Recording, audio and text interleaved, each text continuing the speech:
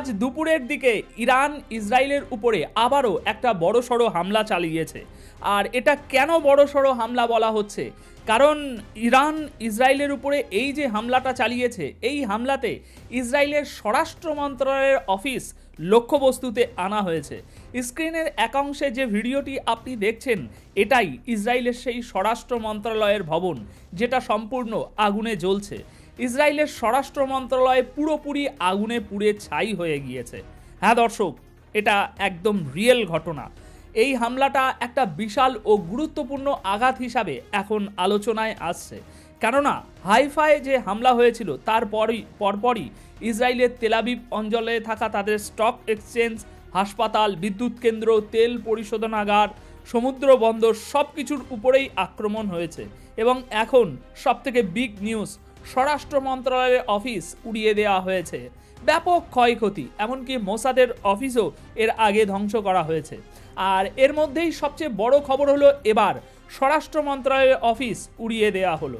এই ঘটনার ছবি ও ভিডিও একদম সরাসরি, এটাই রিয়ালিটি আপনাদেরকে এই সর্বপ্রথম দেখাচ্ছে। এখানে আরও একটি গুরুত্বপূর্ণ তথ্য হলো, ইরান এখন তাদের নতুন প্রযুক্তির অনেকগুলো মিসাইল প্রকাশ্যে নিয়ে এসেছে। ইরান জানিয়ে দিয়েছে এবার এই নতুন মিসাইল দিয়ে হামলা চালানো হবে। কোন মিসাইল সেই নতুন মিসাইল দেখাবো আজকের এই ভিডিওতে। এদিকে আমেরিকায় তৈরি হয়েছে চরম বিশৃঙ্খলার অবস্থা। প্রেসিডেন্ট ট্রাম্প নিজেই বলেছেন যে ইরান সম্পর্কে তিনি কিছুই জানেন না। আবার তার প্রশাসনের কর্মকর্তারা বলছেন আমরা এমনটা বলিনি, অন্য কিছু বলেছিলাম। মানে আমেরিকাও এখন নিজের ভিতরের দ্বন্দ্বে একটা জড়িয়ে পড়েছে। স্বাগতম দর্শক বন্ধুরা, আমি অনুপ বিশ্বাস, আপনারা দেখছেন এটাই রিয়ালিটি। দর্শক, ইসরায়েল এখন একদম পুরো একা হয়ে গিয়েছে, এটা একদম স্পষ্ট হয়ে গিয়েছে। আর এটা লুকিয়ে রাখার কোনো কিছু নেই।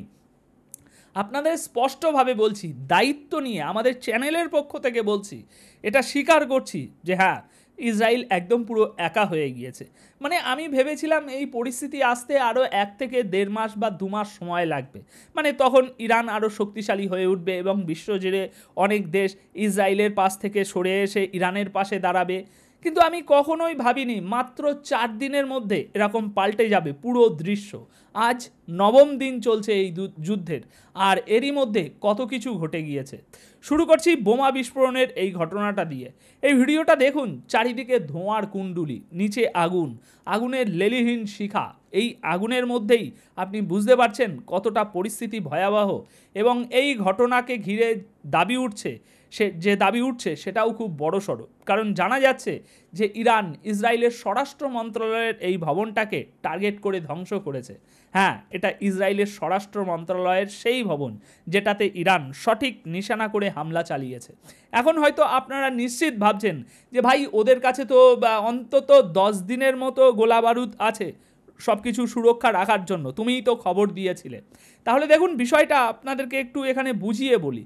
ওরা এখন শুধু গুরুত্বপূর্ণ জায়গাগুলোতে মনোযোগ দিচ্ছে, বিশেষ করে যেগুলো ইসরায়েলের প্রধানমন্ত্রী বেঞ্জামিন নেতানিয়াহুর সঙ্গে সরাসরি সংযুক্ত। এই জন্যই দেখছেন আপনারা যে স্টক এক্সচেঞ্জ উড়ে যাচ্ছে, হাইফা পোর্টের দিকে হামলা হচ্ছে, সেটাও উড়িয়ে দেওয়া হচ্ছে, হাসপাতাল, সমুদ্র বন্দর, এই সমস্ত জায়গায় হামলা হচ্ছে, কিন্তু ইসরায়েল ঠেকাচ্ছে না। আসলে ইসরায়েল জানে যে তাদের কাছে এখন খুব অল্প সংখ্যক ইন্টারসেপ্টার বা ওই রক্ষা করার মিসাইল আছে। তাই যখন ইন্টারসেপ্টার কম থাকে তখন কি করবে সেনাবাহিনী? তখন এমন জায়গায় সেগুলো ব্যবহার করা হয় যাতে অন্ততপক্ষে সরকার ও সরকার প্রধানকে বাঁচিয়ে রাখা যায়। আর বাদবাকি সাধারণ মানুষের জন্য বাংকার তো আছে, তাই না?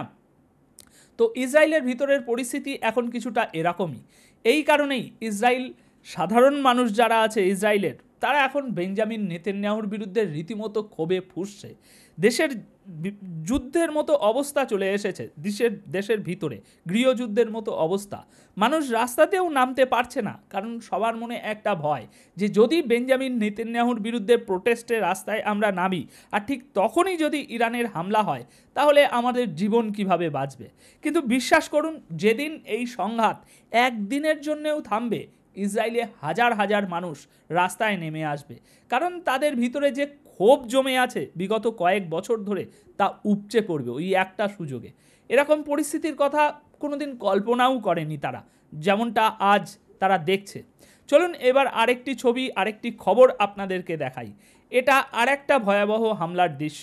ভিডিওটা দেখুন, উপর দিকে কত বড় ধোঁয়ার কুণ্ডলী, মনে হচ্ছে যেন বজ্রপাত হয়েছে বা অন্য কিছু। দেখুন পরিস্থিতিটা কতটা ভয়ঙ্কর হয়ে উঠেছে।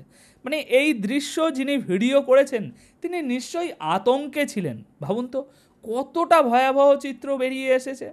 আচ্ছা, আর একটা ভিডিও, আর একটা বড় খবর দেখাই। প্রথমে দেখুন একটার পর একটা মিসাইল বের করে আনা হচ্ছে। ভিডিওতে আপনি শুরুতেই ড্রোন দেখতে পাচ্ছেন, অনেকগুলো মিসাইলও দেখা যাচ্ছে। বলা হচ্ছে এই ড্রোন ও মিসাইল পুরো একটা নতুন চালান ইরান তার সেনাবাহিনীকে দিয়ে দিয়েছে। বলেছে এগুলোকে ব্যবহার করো, যদি খতম হয়ে যায় জানিও, আরও দেব। সুতরাং এটা স্পষ্ট যে বড় ধরনের আরেকটি হামলা সামনে অপেক্ষা করছে ইসরায়েলের জন্য, এবং সেই হামলা আগামী সপ্তাহ জুড়েই হতে পারে। আজ তো শনিবার, কাল থেকে রবিবার, কাল থেকে আরেকটা নতুন সপ্তাহ। তো সেই সপ্তাহের জন্য এই যে জাখিরা সেটা আর কি খোলা হয়েছে। এবার আসুন আরেকটি ভিডিও দেখাই। এই ভিডিওতে আপনি দেখতে পাবেন রাস্তা জুড়ে হাহাকার আর বিশাল ভিড়। এই ভিড়টা কোথায় সেটাও আমি বলছি, কারণ এখন হিজবুল্লাহর পাশাপাশি হুতি যোদ্ধারাও যে কোনো সময় হামলা করতে পারে। আর এটা অবাক হওয়ার মতো কিছু নয়। এই ভিডিওটি ইয়ামান থেকে এসেছে। এখানে দেখা যাচ্ছে লক্ষ লক্ষ মানুষ রাস্তায় নেমে এসেছে। তীব্র গরমের মধ্যেও পুরো রাস্তা ভরে গেছে মানুষের ভিড়ে। মানে এই লোকজন রাস্তায় নেমে ইরান ও ফিলিস্তিনের সমর্থনে স্লোগান দিচ্ছে। মানে পরিস্থিতি এখন এরকমই যে আপনি একরকম ফাঁদে পড়ে যাচ্ছেন। যত দিন এগোচ্ছে ততই সেই ফাঁদটা ছোট হয়ে আসছে। এখন ভাবুন তো ইসরায়েল একসঙ্গে কতগুলো দিকে বিপদে পড়েছে এবং কিভাবে এগুলো সামলাবে। প্রথমত ইরানের সঙ্গে তো একটা সরাসরি যুদ্ধ চলছে, একটা সম্পূর্ণ দেশ আক্রমণ করেছে। দ্বিতীয়ত এখন আবার ফিলিস্তিনের যোদ্ধারাও নতুন করে আক্রমণ শুরু করছে। তৃতীয়ত হিজবুল্লাহ এখন একেবারে হামলা করার আবার প্রস্তুতি নিচ্ছে। চতুর্থ ওদিকে হুতিরাও প্রস্তুত। মানে 4-5টা ফ্রন্টে ইসরায়েলকে যুদ্ধ করতে হবে আগামীতে। তো দর্শক, এই হচ্ছে বর্তমান বাস্তবতা এবং ইসরায়েলের সামনে আগামী দিনগুলো। মোটামুটি এখন একটা ফ্রন্ট খুলেছে, এর পরবর্তীতে যদি এটা আরও দীর্ঘায়ু হয় তাহলে 4 থেকে 5টা ফ্রন্ট খুলে যাবে ইসরায়েলের জন্য, এবং দেখার বিষয় হবে ইসরায়েল ঠিক কীভাবে সারভাইভ করে। তো দর্শক, আপাতত এই প্রতিবেদন এখানেই শেষ করছি। অপেক্ষা করুন আমাদের পরবর্তী আপডেটের জন্য। ধন্যবাদ আপনাদের সকলকে।